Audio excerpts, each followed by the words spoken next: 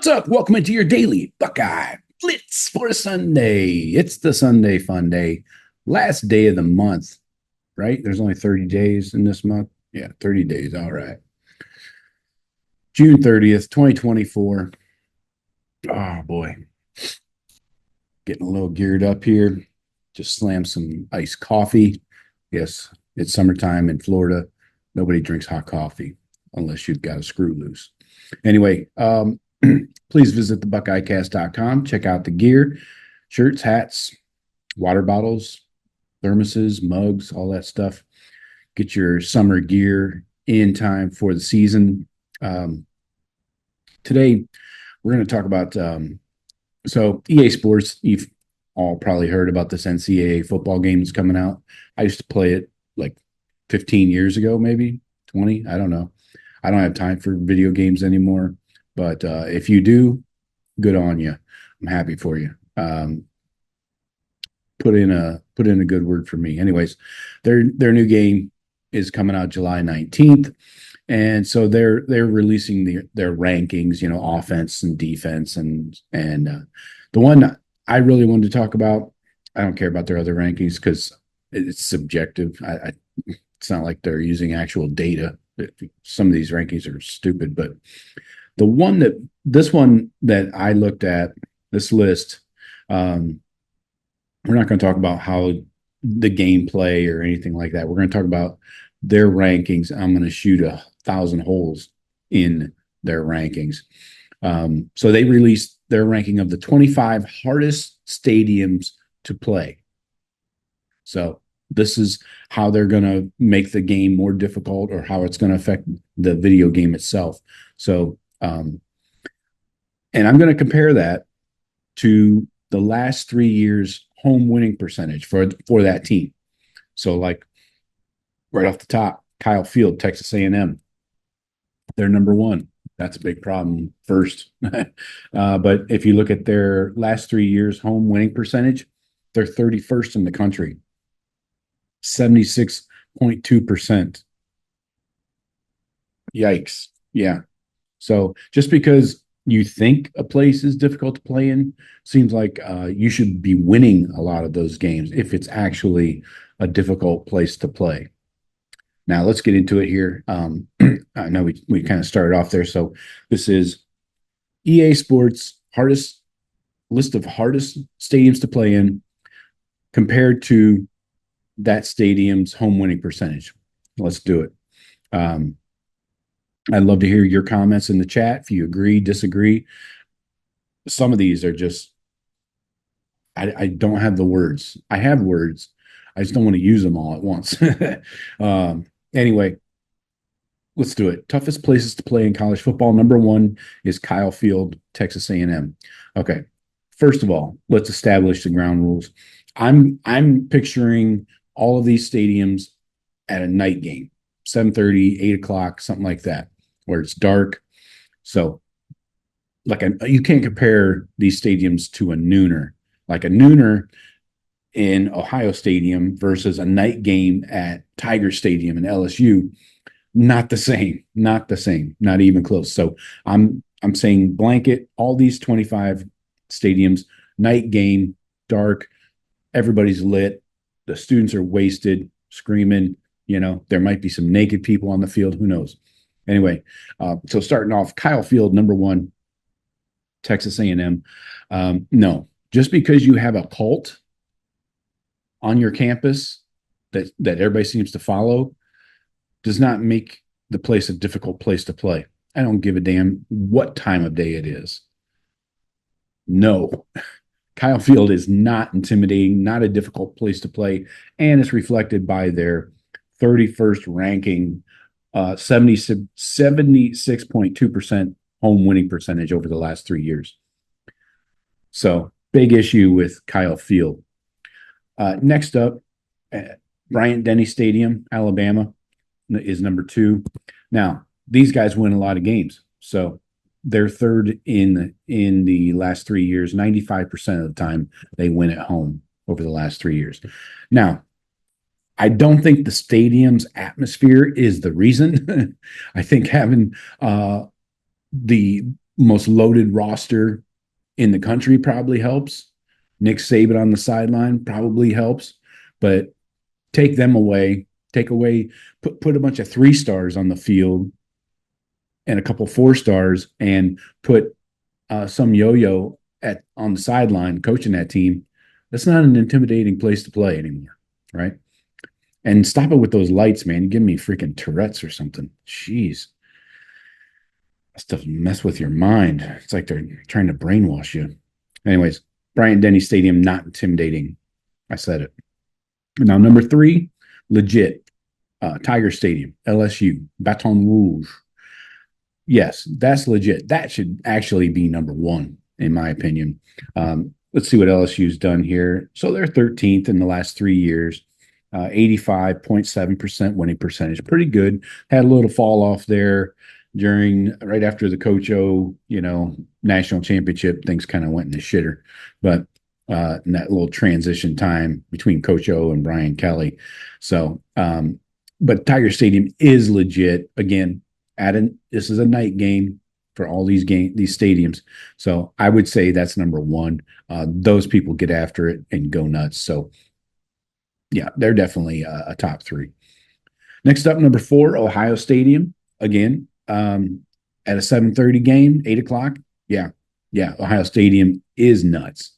You got the students swaying, singing, not hang on, Soupy, but singing, drive down the field. Buckeyes come in 6th at 90.5% in the last 3 years home winning percentage. We don't lose games at home typically. Was there one? We lost 1 game in the last 3 years at home. 2. Oregon in 2021. That's all I can remember. Anyway, Ohio Stadium is intimidating. Is a top 5 stadium. You get 100,000 plus rocking in there. Right before kickoff, shit's going. I'm not just saying that because I'm, the world's biggest Buckeye fan, but Ohio Stadium is legit. And it also helps, like Alabama, we roll out a bunch of 4 and 5 stars, and we got good coaches. We have not had a bad coach in like 70 years, man. Before Woody Hayes, going back to the 50s. We have not had a bad coach. Some are better than others, I'll say that, but especially lately, you go Tressel, Herb, Ryan Day. Name a better 3-coach stretch. I don't think that exists in the modern era. Anyways, so Buckeyes are number 4. Then you got number 5, Sanford Stadium, Georgia. Now, again, a lot of their winning is done by talent on the field. Last 3 years, they've won 100% of their games, 19 wins. They're number 2 to somebody else that we'll bring up later. I don't think Sanford Stadium's all that big a deal. Even at a night game, the hedges around the field, what's that do for you? Just get your students fucked up when they try and jump on the field after a game. They scratch the shit out of themselves. But again, same with Alabama. They're winning. They're intimidating.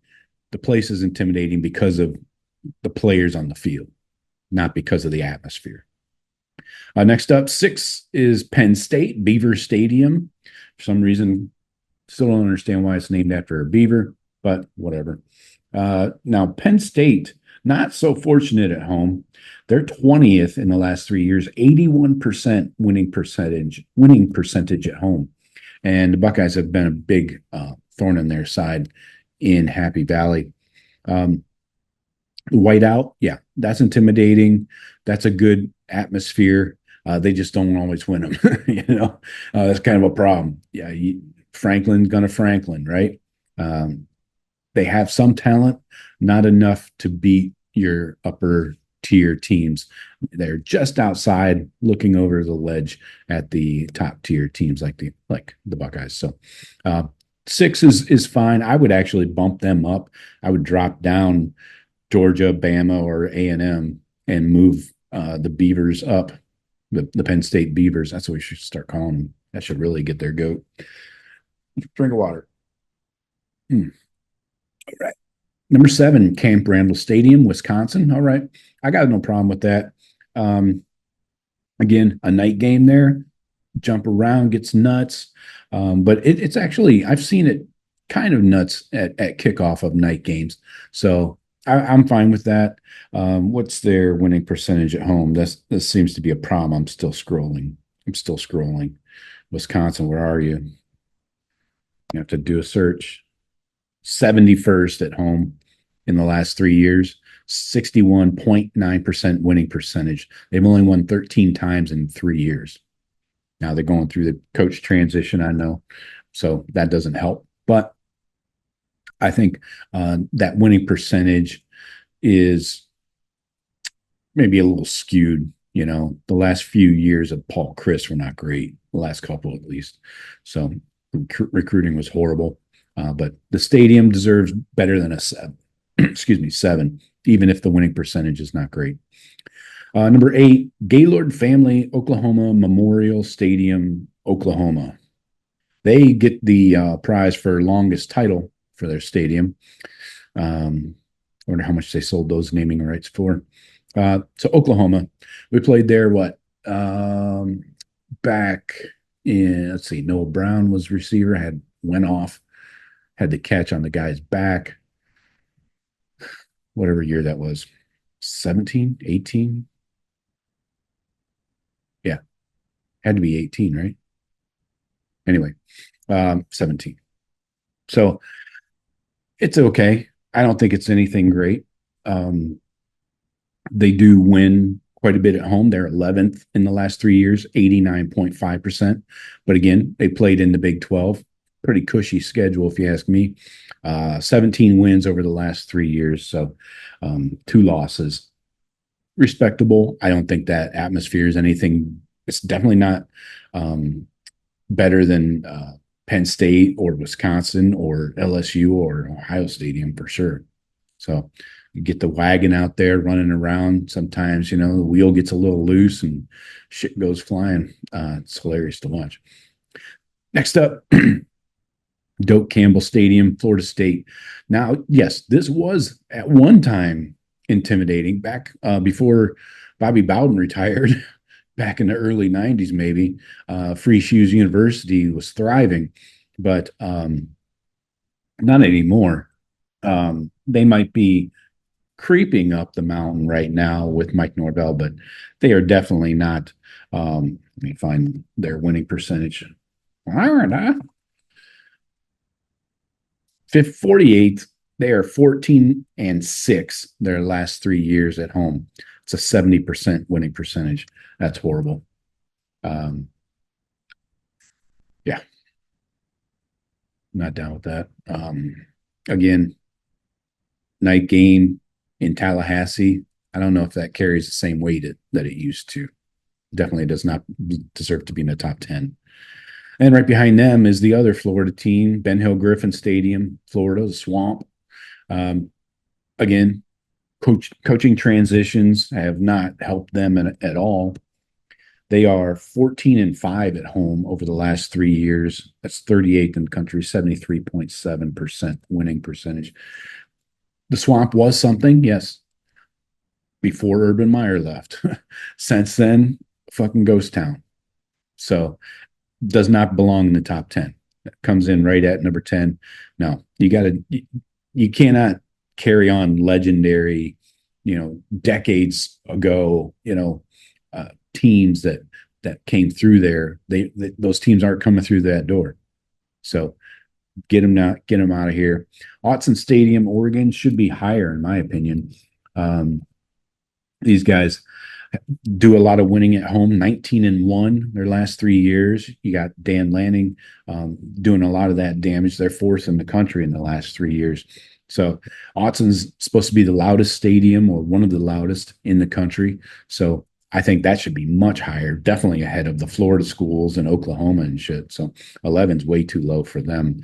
I respect them, but still not a big fan. And side note, recruiting update, Dorian Brew committed to Oregon on Saturday. So there's that too. We've been in some recruiting battles with them this cycle, especially. 12 is Memorial Stadium, Clemson. No, get Dabo and his freaking rock can get the hell out of here. Take it down the road. I don't care.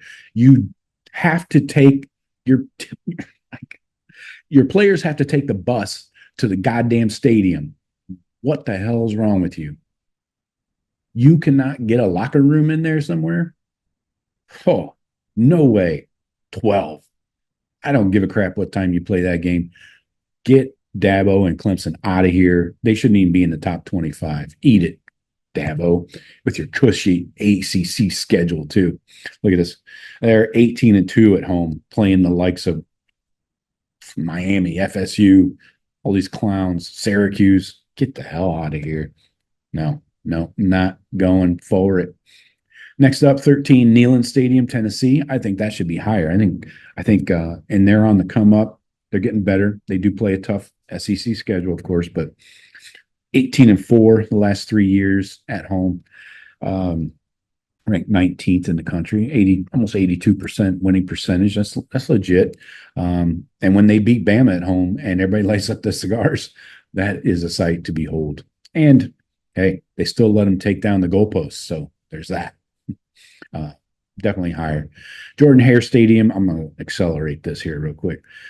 Auburn at 14. You got to win some games here before you get my respect, especially at home.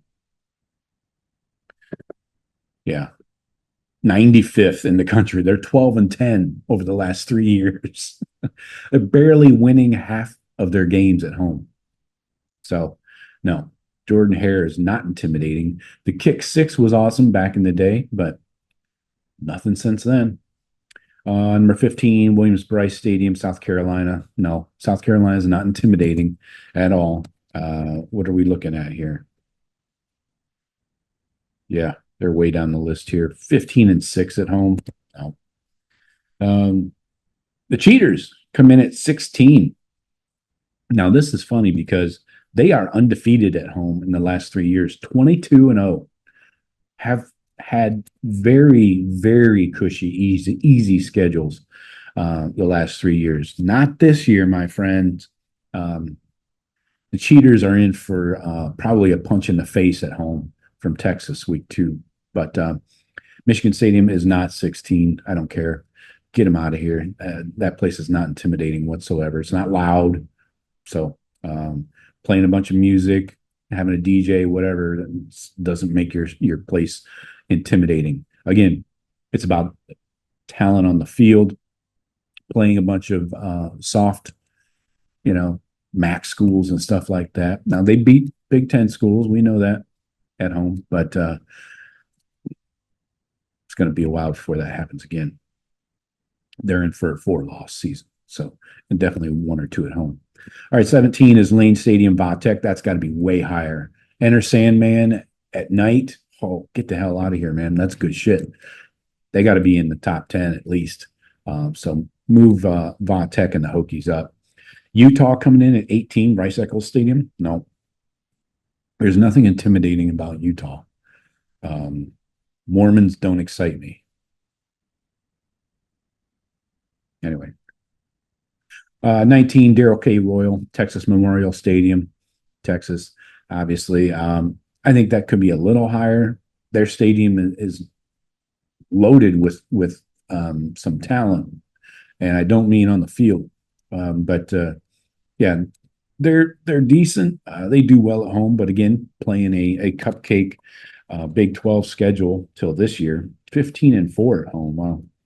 Yeah, they're still kind of living off that transition, changing over coaches. So I'm fine with them in the top 25, but I'm not excited. I think Kinnick Stadium should be much higher than 20th. Definitely should be ahead of Utah, the Cheaters, South Carolina. So Kinnick comes in at 20, and they win a lot of games at home too. Let me find them real quick. Damn, it's a long show. You guys getting a lot of free content here. 16-5 at home. Yeah, typical Big Ten team, middle of the road. Then you got Notre Dame Stadium. Okay, it's cool. Touchdown Jesus is cool, I guess. But it's not a raucous, loud atmosphere that's intimidating. I mean, we went in there with Kyle McCord and won the game somehow.